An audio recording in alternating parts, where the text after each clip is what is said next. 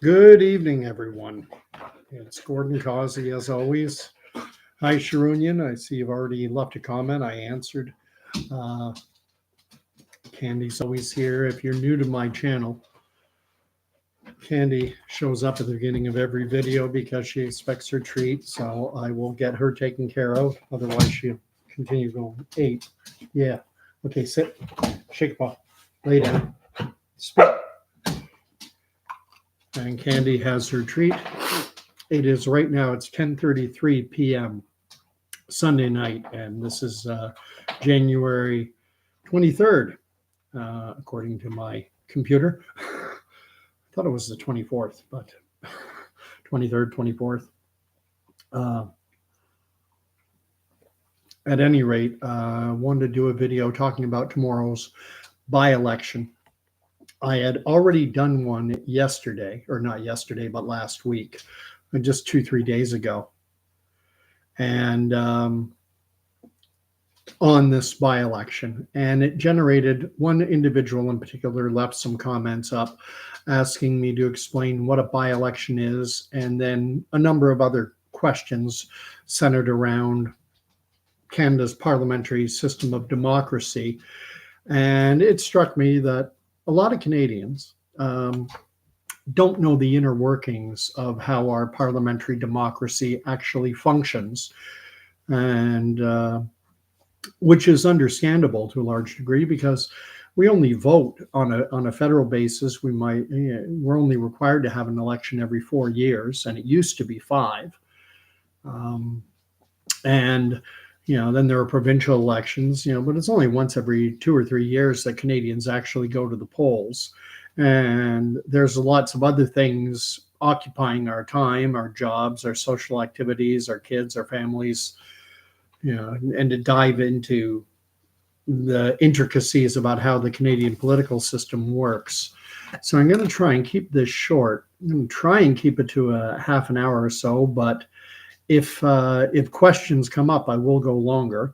I see I have JCP is on, and I have Sharunian here. JCP retracted his message.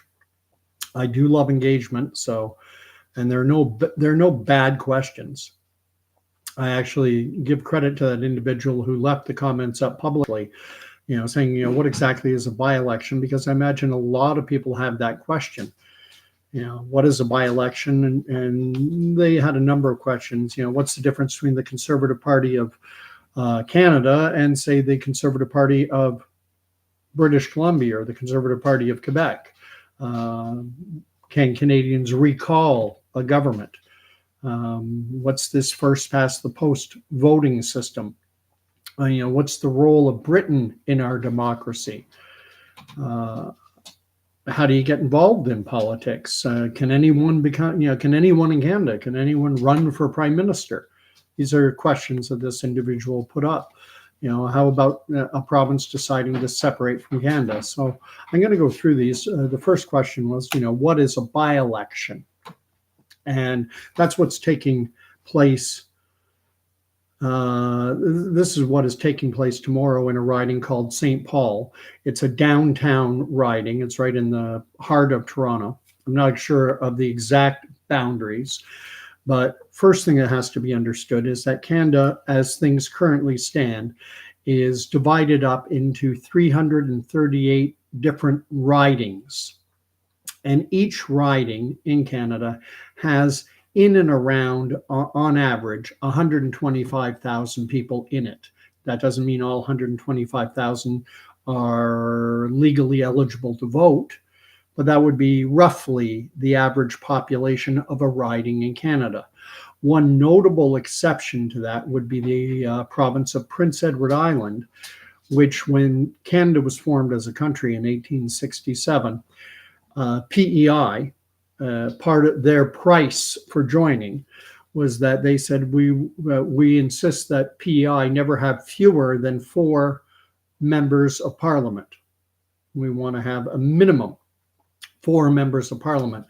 So PEI has always had 4 members of parliament, and right now their population of the entire province is only, I don't even think it's 200,000 people.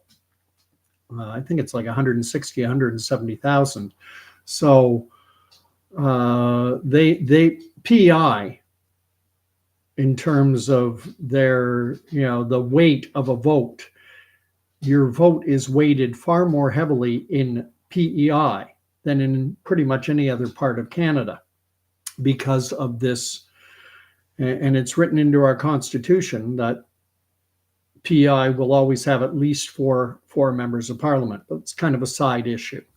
So when Canada has a federal election, we had one, three most recent. There was one in 2015, another one in 2019, another one in 2021. These are federal elections. And during a federal election is almost like having 338 miniature elections in each of these 338 ridings that exist in Canada. When our next election happens, and we are required to have another election in October of 2025, it could happen sooner, but it can happen no later than October of 2025. The number of seats is actually going up because Canada's population is growing, and each riding in around 125,000 total population. So as the population grows, the number of ridings increases. But as things stand now, it's 338 ridings in Canada. And so when there's an election, there are actually 338 individual elections taking place in each one of these 338 different ridings. My riding is called Northumberland Peterborough South. In the next election, they're changing the name to Northumberland Clark, I believe. But neither here nor there. The riding boundary is probably changing just a little. And what happens is every party the Liberal Party of Canada will have a riding association, the Liberal Riding Association of Northumberland Peterborough South. And they will have a little convention. They'll rent a hotel ballroom maybe, or the Lions Club, Kiwanis Club, something. They'll find a venue and they will hold a nominating meeting, and individuals will run against each other to be the Liberal candidate for the riding of Peterborough, Northumberland South. And this will replicate itself throughout Canada. So there might be 2, 3, 4, a dozen candidates running to be the Liberal Party representative in the election in that riding. And then the Conservatives do the same, and the NDP and the Green, People's Party of Canada, all the different parties nominate their candidate. And then on election day, everyone in those all 338 ridings, everyone goes and they vote, and you vote for a candidate. It's a piece of paper, a ballot that you're given. It'll list all the candidates. I believe it's done alphabetically. Their party name is beside the candidate's name. So you'll see Bob Abramson, Liberal, Bob Baker, Conservative, Charlie Castleton, NDP, and on down the line. And next to each candidate's name is a circle, and you simply mark an X in the circle of the candidate you want to vote. You fold up your ballot, you stuff it into a ballot box, and then you leave. And then at the end of the night, usually around 8 or 9 o'clock, those ballot boxes are opened up, and each candidate who is running in the riding can have an individual, they call it a scrutineer, someone who is there to observe the counting to ensure that nothing untoward takes place, and they tabulate the votes. And then each box is voted, and then those totals are added from all the other boxes, and then a total is given. Now, in a riding, let's just say there's a riding where, just to make the math simple, where 10,000 total ballots are cast. So that's the total number of ballots. There are 10,000 ballots. And where this notion of first past the post comes in, what it means is whoever gets the most votes wins. You do not, if 10,000 votes were cast, though, you don't have to get 5,001. You don't have to have a majority of the ballots. You simply need to have the most. And because there are so many parties, in an Ontario riding, you will most likely typically have a Liberal candidate, a Conservative candidate, an NDP candidate, a Green Party candidate, and a PPC Party candidate. That's 5 candidates. Someone could conceivably win the election and have 70-80% of the people of the riding not voting for them. Someone could win 11,000 of the vote, with the remaining 39,000 votes split evenly among the other 4. And so that individual would have received just over 20% of the vote. So nearly 80% of the ballots cast did not choose that person, but that person still becomes the winner of the seat, and they get to go and represent the riding in Ottawa. And this takes place 338 times. In 2019, it happened, and in 2021. It happened 338 times, where whoever gets the most votes in a particular riding, they don't have to have 50% plus 1, just the most, then they get to go and they represent that riding. And what happens at the end of it, as things currently stand in our House of Commons, there are 155 members of Parliament representing 155 ridings, and those 155 are held by Liberal members of Parliament. They are members of the Liberal Party. They won the seat for the Liberal Party of Canada. There are 118 members sitting in Ottawa who are Conservatives, so they represent 118 different ridings. The Bloc Québécois, which only runs candidates in the province of Quebec, they won 32 seats. The NDP, they have 24 seats.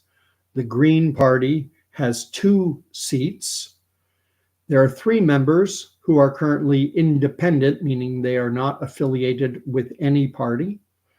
And there are 4 seats that are vacant right now. And after tomorrow, there will be 3 seats, because tomorrow, the riding of St. Paul will elect a member. Might be another Liberal, might be a Conservative. Conceivably, it could be an NDP. I highly doubt that it would be Green or anyone else. One thing that's interesting is the number of candidates in St. Paul's is actually, and I just verified this in the video I did last week, I said it was 68.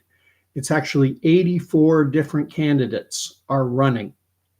And the reason for this, the reason why there are 84 candidates is there's an organization in Canada that is taking Trudeau to task over his failure to fulfill an election promise from all the way back in 2015, where Trudeau promised Canadians on election night, he said this will be the last election ever in this country with first past the post voting.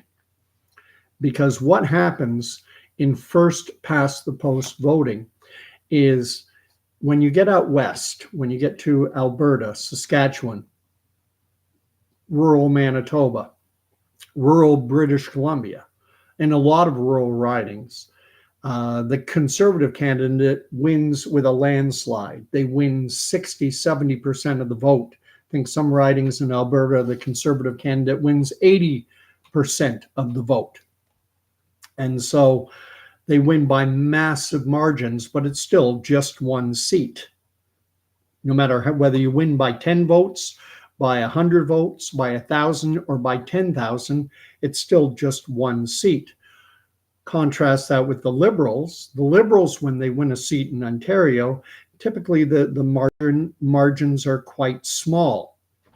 And so at the end of the day, what ended up happening was that both in 2019 and in 2021, Conservatives, all 338 candidates running together, actually garnered more votes than the Liberal candidates. That's the popular vote. The total number of ballots cast in Canada, the Conservatives got just over 33%, and the Liberals were just under 33%. So the Conservatives actually got more vote, but they won fewer seats. And the reason they won fewer seats is because when they win seats, especially in Alberta, they get 70 to 80% of the vote. They win by 5, 10, 15,000 votes. The Liberal wins by 2,000 or 3,000, but it's still one seat each. And so it is said that the Conservative vote is very inefficient. And Trudeau had promised after the 2015 election that he was going to eliminate first past the post voting, and he wanted ranked ballots. He wanted, in a riding like that example I just gave with a Liberal, a Conservative, an NDP, a Green Party, and a People's Party of Canada candidate, so you have 5 choices. He would want his preferred method, he said at the time, was to have a ranked ballot where you choose, okay, my first choice is the Conservative, number 1. My second choice is the PPC candidate. They're my number 2 choice. And then a third choice. My third choice is the Green. My fourth choice is the Liberals. My fifth choice is the NDP, however you want to put it.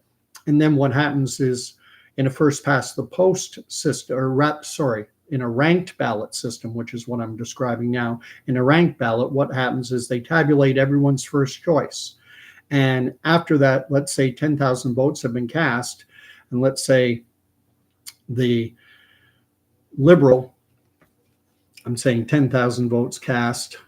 So let's say the Liberal of those gets 2,500 are Liberal, 2,000 are Conservative, 1,000 are NDP, and then another 1,000 are PPC, and the Green only gets a few hundred, say 800. So if that were to happen in a ranked ballot system, what happens is the low person, their ballots are redistributed to the second choice. So 800 people put the Green Party first. Well, now they get dropped off the ballot, and their ballots get assigned to whoever the second choice was. This is actually the manner in which most Canadian political parties, Liberals, Conservatives, NDP, this is how the leader is elected. The leader is selected by, you have the candidates running for the leadership, and then whoever gets the lowest number gets dropped off the ballot, and then there is a second round of voting quite often, and they vote a second time. And then if no one still has 50% plus 1, then the lowest is knocked off the ballot and they vote again. But rather than going through multiple votes, what you can do is you can just simply have people rank their ballots and then take off the lowest until you get an absolute winner, someone who has 50% plus 1. That was the method that Trudeau was advocating for. However, he nixed the idea of electoral reform in Canada because a lot of Canadians want something called proportional representation. And what proportional representation would mean, broad strokes, is that, all right, the Liberals had 32% of the popular vote, they get 32% of the seats. Conservatives got 33% of the popular vote, well, then Conservatives get 33% of the vote. And the scary part about the way Canadian democracy works is it's looking very much like the Conservatives are going to, if an election were held today, the Conservatives would probably poll somewhere just over 40% of the vote and would win an overwhelming majority. they would get probably 200 plus seats, 210, 220 seats. They'd get probably close 60 to 70% of the seats in the House of Commons, despite the fact that they only won 40 or so percent of the vote. And the same thing happened in 2015 when Trudeau's Liberals won. They won about 42% of the popular vote, but they got 100% of the power, even though 58% of Canadians did not vote Liberal. They get, and this is the way our system works. And a lot of Canadians don't like it. They think it's unfair that a party receives less than 50% of the vote, but they get 100% of the power. And happy Sunday to you too, Jason King. And there are more parties than just those 5 that I mentioned. And if you want to throw in the Bloc Québécois in Quebec, that's 6. But there's also the Libertarian Party, the Communist Party of Canada, the Marxist-Leninist Party of Canada. There's the Christian Heritage Party. There are lots of smaller parties, and they don't run candidates in every riding because they don't have a riding association in every riding. So I hope that explain. Now, what is a by-election?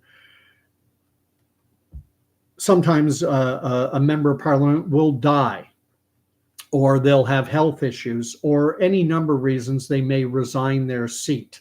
And so now the constituents of a riding do not have a member of parliament.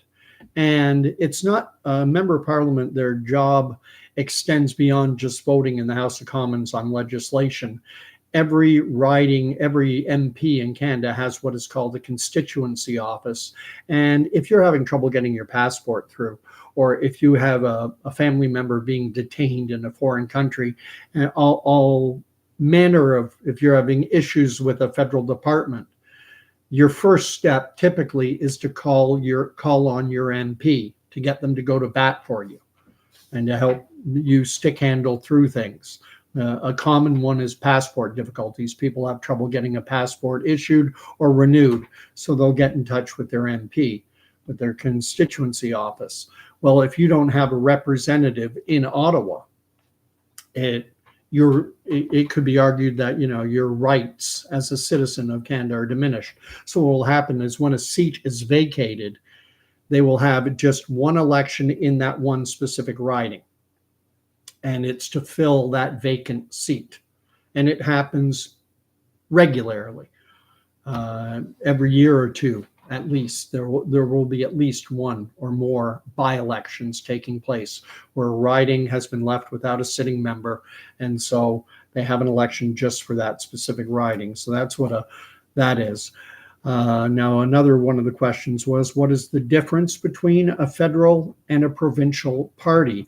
They're actually 2 separate entities under the same name, under the same brand.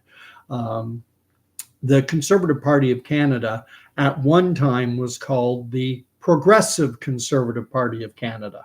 And then they changed the name eventually. It's a long history. When it was Sir John A. Macdonald, from the beginning, it was the Conservative Party of Canada and the Liberal Party of Canada. Those have always been the 2 primary parties. They're the parties that have won it. I believe I'm on safe ground. I think they've won every single election. It's either been a Conservative government or a Liberal government. And I don't know exactly when they changed the name from the Conservative Party of Canada to the Progressive Conservative Party of Canada, but they changed the name, I think sometime in the 60s or 70s, because being liberal-minded was considered a good thing. Canada is often referred to as a liberal democracy.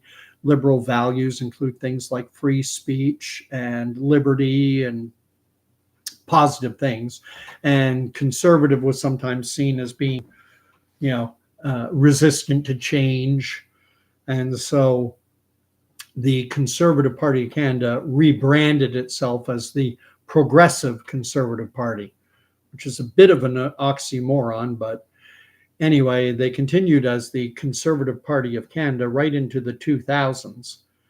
And then what happened was a new political party came into being called the Reform Party of Canada. Western Canada has always been, the Liberals have dominated the landscape of Canadian politics ever since Confederation. Overwhelmingly, most federal governments have been run by the Liberal Party. On occasion, we had Diefenbaker.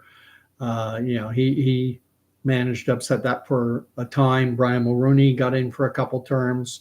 But you look at Mackenzie King, Sir Wilfrid Laurier, Louis Saint Laurent, Pierre Trudeau, Liberal.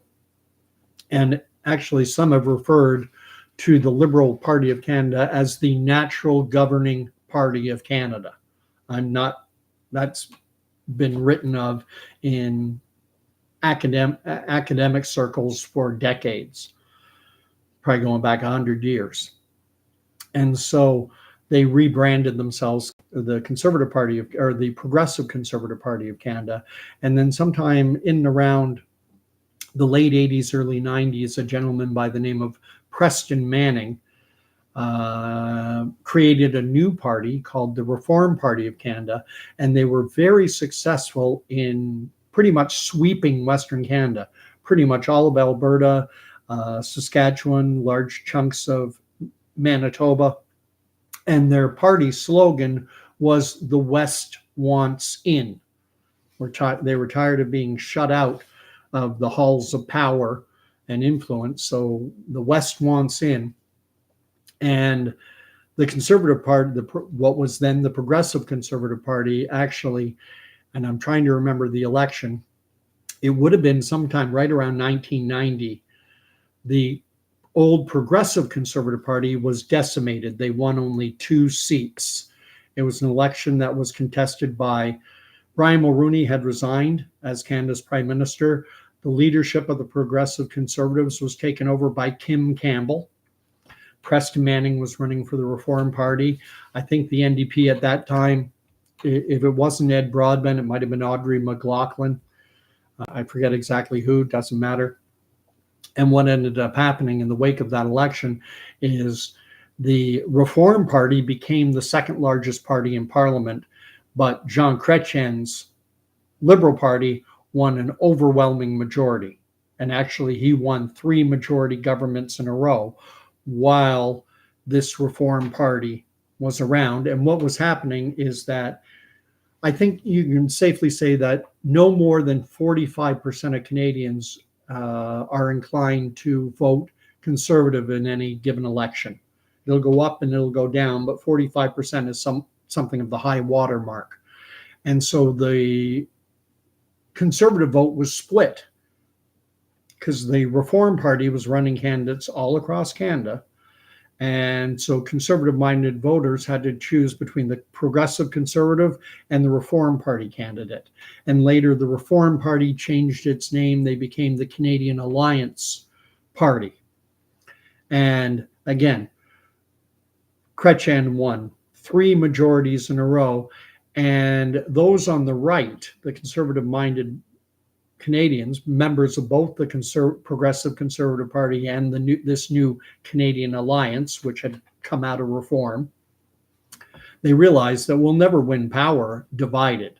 And so they united the right. This happened a little bit in Alberta more recently with the Wild Rose Party, where the Conservative Party of Alberta and the Wild Rose Party joined together to form the UCP, United Conservative Party. Well, the same thing happened federally in the early 2000s when the Canadian Alliance and the Progressive Conservative Party joined together, and they called their party the Conservative Party of Canada. They went back to the old name of the original Conservative Party, and Stephen Harper was the first leader of a united Conservative Party in Canada called the Conservative Party of Canada. So getting to the question, what's the difference between provincial and federal, though, is they're 2 separate party organizations. The Liberal Party of Ontario has no affiliation with the Liberal Party of Canada. And there'll be some overlap on issues, but they're basically branded the same, but they're not the same. So the Conservative Party of British Columbia and the Conservative Party of Canada are both conservative parties, but they're not associated in any way. a lot of people will belong to both. People living in BC will decide they want to be a member of the Conservative Party of British Columbia, but they'll also be a member of the Conservative Party of Canada. But each will have their own policy conventions. Each will, have their own platforms, their own policy planks. They're two separate entities. Getting on to first past the post reform, will it ever happen? I don't see there as being a groundswell of support for it. A lot of countries in Europe, Germany, Denmark, a lot of countries have proportional representation. There's a certain percentage of the vote that you have to get to be represented, typically somewhere around 5%. If your party nationally doesn't get at least 5% of the vote, you don't get any seats. And that's to eliminate, the incredibly fringe parties from having seats in parliament, where people only get 2, 3, 4% of the vote. You have to get a minimum percentage in these countries that have, it's typically called proportional representation or mixed proportional representation. What's another one of the questions came up is, what is the role of the Crown, or what is the role of Britain in our democracy? Tangibly, not a great deal. However, before any law passed by Canada's Parliament, before it becomes law, before a bill gets passed, it passes through the House of Commons and then through the Senate. And there's another ball of wax, the Senate. But once it passes through those two legislative bodies, it still isn't a law until it goes and receives something called royal assent. And that means the Crown must approve of it. Now, it would be more than problematic to take every piece of legislation and having to be signed by King Charles. So that is where the Governor General comes in. The Governor General is said to be the King or Queen's representative in Canada. And it's basically a ceremonial function. But until the Governor General, and I forget the woman's name who's our Governor General right now, but until she signs the legislation, it's not in force. The head of state in Canada is the King, is King Charles. And that, like it or lump it, that's reality. And just to preclude King Charles having to be directly involved in our democracy, it's his representative, the Governor General, who represents his power, if you will, which is largely ceremonial. What else? How do you get involved in politics? Well, you find the party that most closely aligns to your political viewpoints, and then you join that party. And you can join the local riding association. And once you're a member of the local riding association, if you're a Canadian citizen over 18 years of age, you can then put your name up and you can run to be the candidate in your specific riding. So if you live in Toronto, St. Paul, and you're a Liberal, you could contest the next nomination that comes up. The other alternative, let's say you don't like the Liberals, NDP, Conservatives, Greens, or PPC, you don't like any of the parties, you can do what Preston Manning did back in the 80s, start your own political party. That's what Maxime Bernier has done with the People's Party of Canada after, I guess it was 2019. That was the PPC's first time running in an election. Maxime Bernier had run to be the replacement to Stephen Harper, and he lost to Andrew Scheer. And when he lost by a whisker, he went and started his own party, the People's Party of Canada.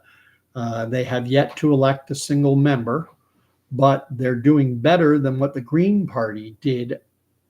It took the Green Party 20 odd years before they elected elected a member.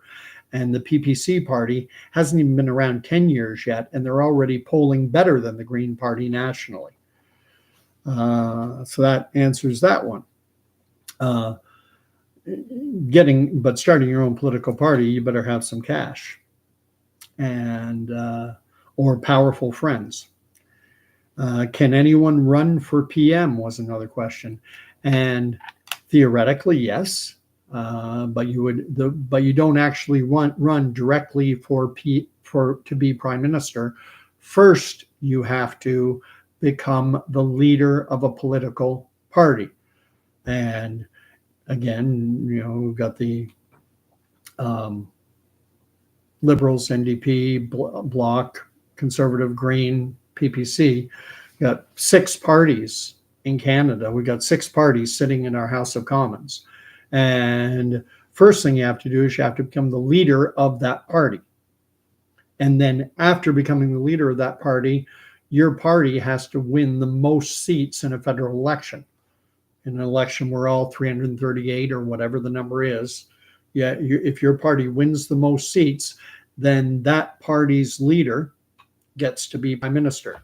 So Canadians did not directly vote for Justin Trudeau to be our prime minister, but he was the leader of the Liberal Party in 2015, 2019, and 2021. And after each of those elections, the Liberals had the most seats in the House of Commons. So as the leader of the party with the most seats, he gets to occupy the prime minister's office. And there's a lot of problems with the way our democracy works because of, it's called whipping the vote. Every party, not just the Liberals, has a party whip, and it's their job to enforce what's often referred to as party discipline, where an important vote is coming up, and you better vote you better not be a rogue, you better not be a loose cannon, you better not vote against this. Otherwise, we'll take away your committee work. We won't get behind you in the next election. We may even take the nomination away from you and you won't be able to run. There are all kinds of little intricacies to Canada's political system, like the Liberal and Conservative parties both can override the decision of a local riding association, and they can parachute a candidate in. So my riding of Northumberland, Peterborough South, the Conservative Riding Association could say, Bob Smith, this is the guy we want to run. They hold the nominating meeting. But then the leader of the Conservative Party could say, well, here's a prominent guy, just trying to pull in, Lanny McDonald has decided to run, a famous Canadian, a big name. And your riding looks pretty safe. We want him to win, so it's called a parachute candidate. We're going to parachute him into your riding, and this has happened with the Liberal Party, the Conservative Party, and with the NDP, where local riding associations have been upset because the federal leadership has stepped in and said, "Here's your candidate. You don't get to pick. We're imposing it on you." And both the Liberal and Conservative, and I believe the NDP as well, have this written into their party's constitutions, where the federal leader is allowed to appoint candidates. And no one, before a candidate can run in a riding, their nomination papers have to run as a Liberal. Justin Trudeau has to put ink to paper, and he has to sign his name, sign your nomination papers. Pierre Poilievre has to do the same for the Conservative candidates, and Jagmeet Singh has to do that for the NDP members.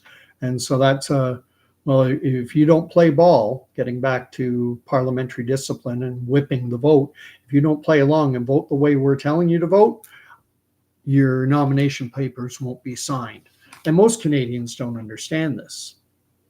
Most Canadians do not understand this. So it happens all the time where candidates are imposed. And like I say, life is busy.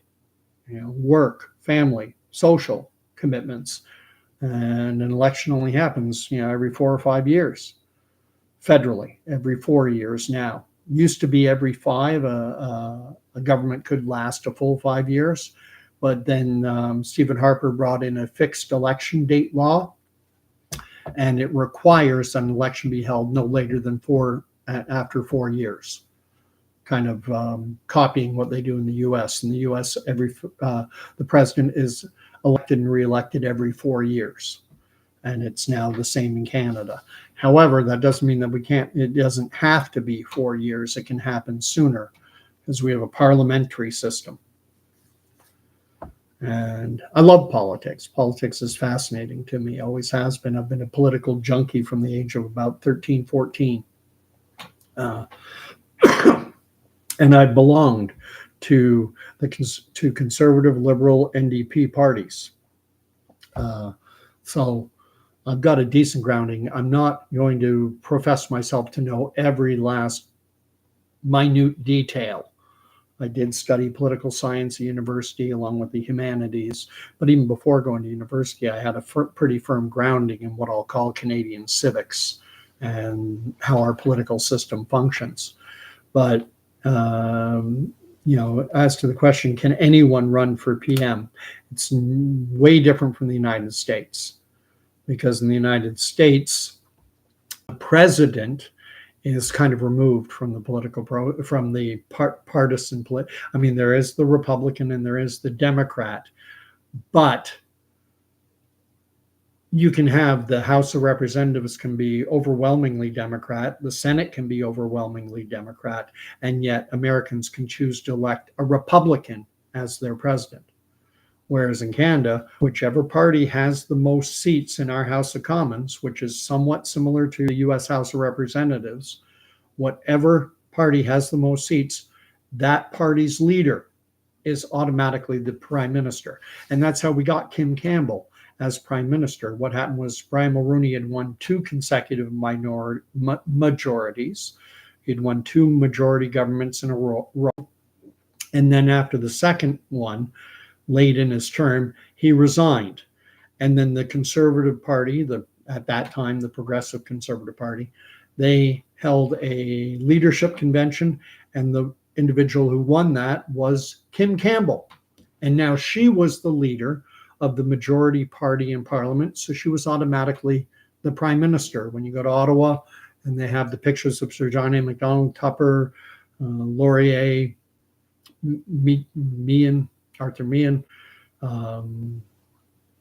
Mackenzie King, Louis Saint Laurent, Pearson, Trudeau, and all the rest, she has her portrait up as well. John Turner is a Liberal Prime Minister of Canada who took over from Pierre Trudeau, never won an election, but he was Prime Minister for a few months. Kim Campbell never won an election. She was Prime Minister for a few months because they took over, and they automatically become Prime Minister because they are the leader of the largest party in the House of Commons. That's basically a primer. I've gone well over half an hour. Wanted to keep it short. I'm not seeing a lot of questions. Sharunian, I will look into Dave Morse, great actor. I'll take a look. I don't know who he is. I probably do, but just don't know the name. Probably know the individual by characters they've played. But anyway, I was surprised that video I did on the Toronto election, on this by-election that's taking place tomorrow, I was surprised to see it's gotten 400 or 500 views. And this happens typically. This happens a lot. I do a video and think, this will get a few dozen. This will get viewed 30, 40 times. And bam, it gets viewed hundreds. When I did my joke videos, I said, this might get me 50, 60 views. Some of them a lot of them are going up into the thousands. One's gotten 30 or 40,000 views. And so I'm a lousy forecaster in terms of, guessing what will have traction on YouTube and what won't. Virtue Signal Side says, what will tomorrow's election do? What it'll do, that question has a lot of different layers to it. Number one, it'll get St. Paul's riding. They will now have a member. Might be a Conservative, might be a Liberal, possibly NDP, although I doubt that, but I don't think it's outside of the realm of possibility. I think so they'll have a representative. it won't do anything to alter the landscape of our House of Commons. The Liberals would go from 155 to 156, or the Conservatives would go from 118 to 119, or the NDP would go from 24 to 25. It would just add one more seat to each of their caucuses. That's what you call all the sitting members who are Liberals. That's the Liberal caucus, the Conservative caucus, the NDP caucus, the Bloc Québécois caucus. So just add one more member. But what would happen if the Liberals, A, either squeak out a victory and barely win, or if they lose?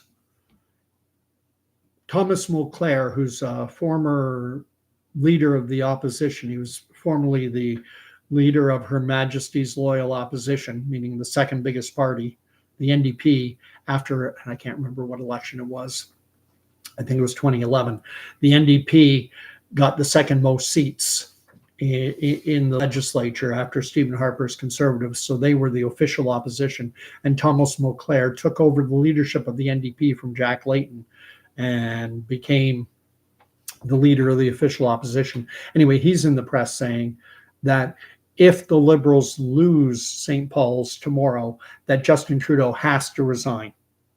He said it's over for him. If he loses a riding that the Liberals have held for over 30 years, as safe a Liberal seat as you can find, if they lose, that's an indictment on Trudeau, and that he's saying he's got to go. The thing is, there is no mechanism by which the Liberals can force Trudeau to leave. The only thing they could do is they could basically, there could be an open revolt at the caucus table, and they could say, you've got to go, and refuse to work with him and just try and make his life unlivable. They could, I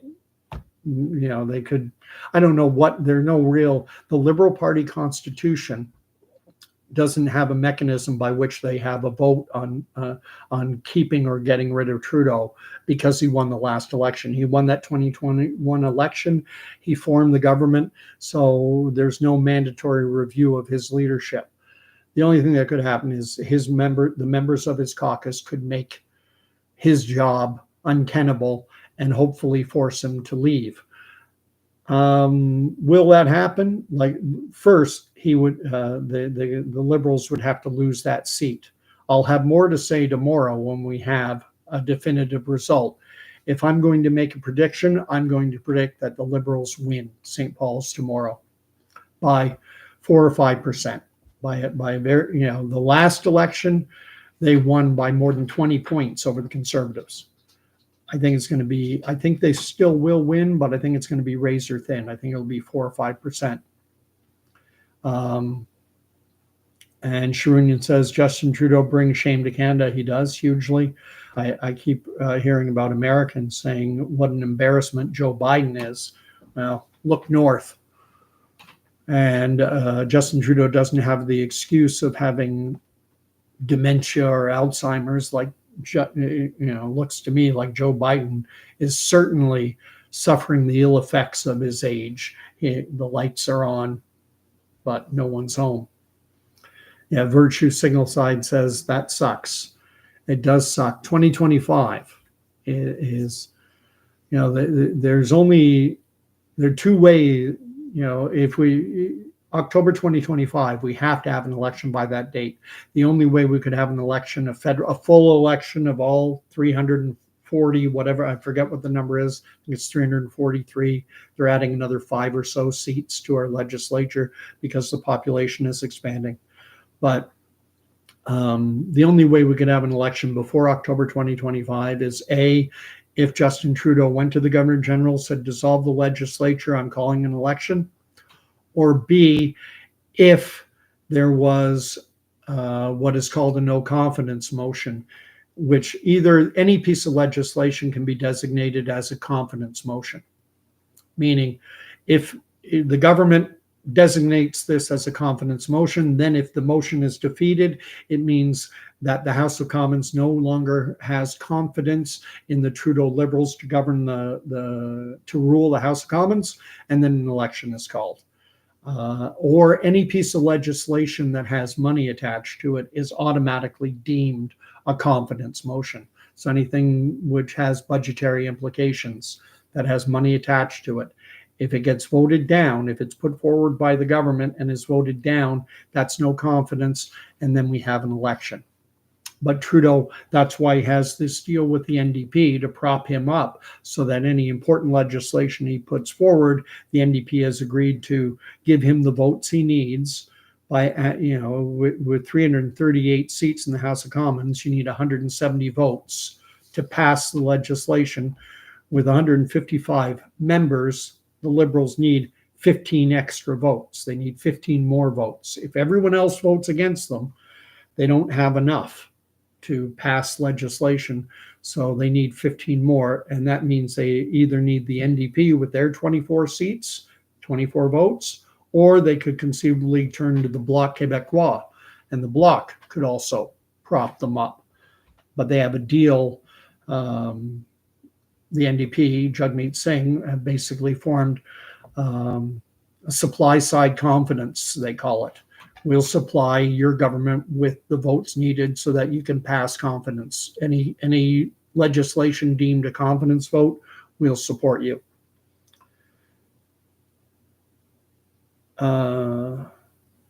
Sharunian says Justin Trudeau makes everything expensive, and he does, because of the war on climate change is the excuse given, which is presented to us as science, and it's not science, because if you cannot question it, anything you cannot question is not science by definition. Science is a process of investigation and of asking questions.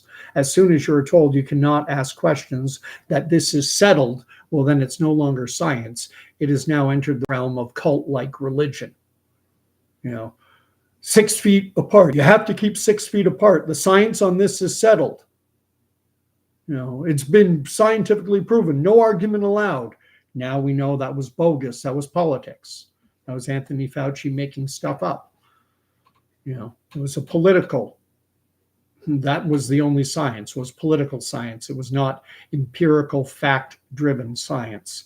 Virtue says, have a bad feeling that North America will be at war before then. Well, the other big thing is what's going to happen on the other side of the world in Israel, between Lebanon and the Israelis with Hezbollah. And I did a video just recently on that. And Canada, we have a significant Islamic population. Europe certainly does. And I see it almost as a fifth column or a Trojan horse within various Western democracies. And I can see it destabilizing things. Trust the seance. Good line, Virtue. Anyway, thank you for watching. If you liked it, again, I always say this, endorphins or dopamine or whatever that little drug in the brain is when you get engaged with. Guilty as charged. It happens to me. I was stuck around 920 subscribers for the longest time. I've now gotten up in around 950. March toward 1,000. Looks like it's back on. We'll see if I get there. If you want to help out and hit the subscribe button and hit that bell, if you found this engaging, if anyone ever wants to challenge me on anything, if I get something wrong, or if you don't think my opinion is quite right, the comment field down below, or if you're on with me live, you're most welcome to hit me in the live chat. Anyway, thanks for the like, Virtue, and loped. Good night, and then liked. Yeah, I typo like crazy myself. So we'll talk to everyone later. Tomorrow, I'm going to do one tomorrow for sure, and see what happened in St. Paul's. Hope my prediction is wrong. I haven't looked at it in depth. It's just after 30 years of having a Liberal. Might be too much to hope for the Conservatives to win, but I'm hoping. But I'll hedge my bets and say that I'm anticipating the Liberals will hang on by a slim margin. God bless everyone, and we'll talk to you tomorrow night, probably about the same time, around 10:30.